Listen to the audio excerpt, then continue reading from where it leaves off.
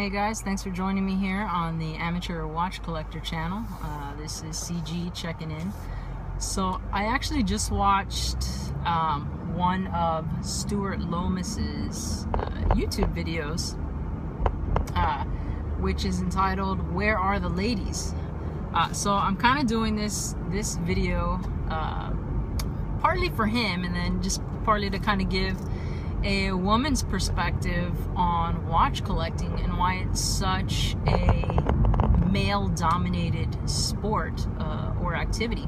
Now, obviously, I'm a little bit unusual in that I collect and wear men's watches,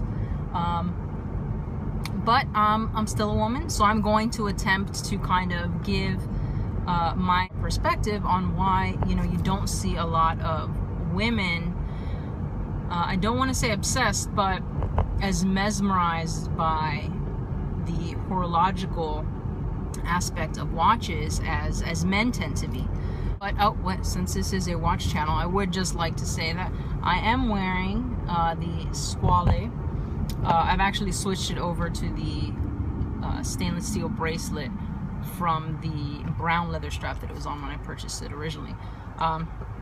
But anyways, back to the topic here. So I talked to several of my other female friends, and there are a lot of them that do actually like watches. But I think, and of all the women that I know, I'm the only one that's kind of as into them from a microengineering or micromechanics perspective than they are. I think for most women, watches are another one of many accessories that women have. I mean, you throw that into the mix with just clothing, jewelry, shoes, purses. There's so many things that a woman can wear to change her look from day to day.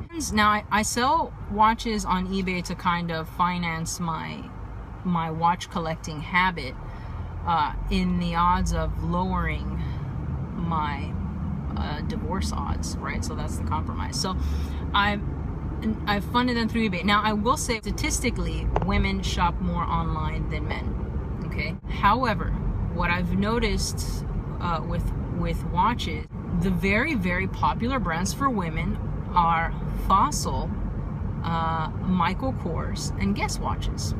In my experience, Michael Kors in particular is a very popular watch brand. Now, for most of us heavy hitters, and when I say heavy hitters, I mean those that appreciate watches past just the initial look of it, most of us are not considering Michael Kors, for example, a watch. It's a fashion brand. They're making an item that tells time, but at a very basic horological level.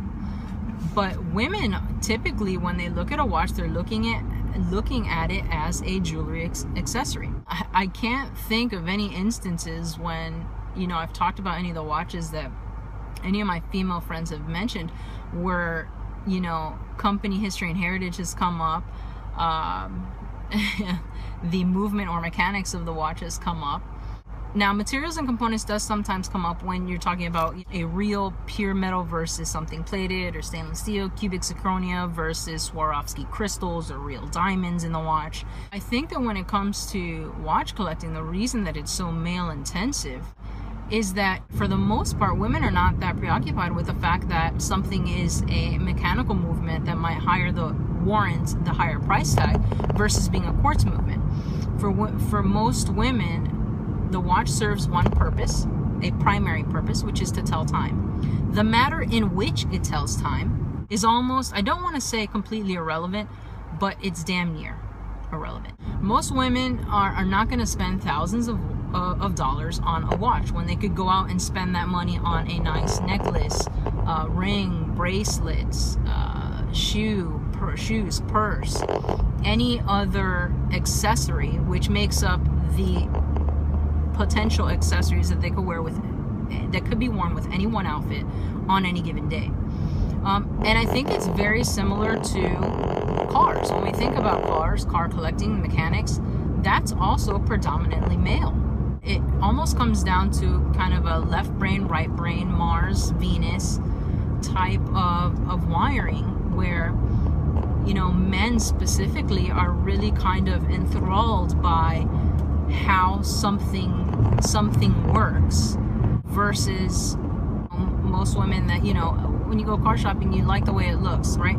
And I fall into this category with cars with most women, right? When I go shopping looking for a car, I want it to look pretty on the outside, okay? When I've talked cars with any of my male coworkers or male friends, it's all about engine size, horsepower, you know, 0 to 60 and how long, you know. And for me, I just want it to look nice. I want to like the look of it, and I want leather on the inside because I have children that spill things, and it's just easier to wipe off, right? I mean, most of the time I'm going to be stuck in traffic, so that, you know, 0 to 60 in 3.5 seconds isn't really going to help me anyways.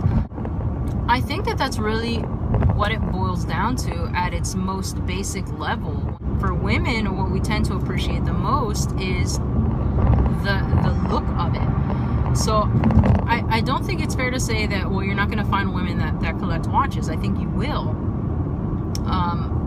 But I think that you'll find that they're collecting it from a different perspective. They're collecting it because these are things that look nice and they pair up nicely with these accessories, versus the male perspective, which, you know, can get much deeper into the beauty of the micro mechanics and the micro engineering parts of watch collecting.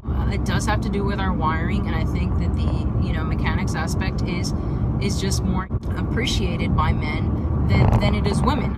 Math and science heavy, for example, industries or jobs, those are also predominantly male. It's not that women are not capable of understanding the concepts or being just as intelligent as male counterparts when it comes to math, science, or engineering, but it doesn't carry the level and depth of interest that it would require to follow that into a career field, to pursue that educationally for the next 4, 8, 10, 12 years. So I think that that's where the difference is. I think that women are interested in watches. They do like watches, but for different reasons. And because women are looking at it more from an aesthetic perspective, from a visual perspective, it doesn't evolve into the kind of obsession, if you will, that it turns into for men. That's why you're going to find that most of these YouTube channels, most of the subscribers for Watch Aficionado channels are going to be predominantly male.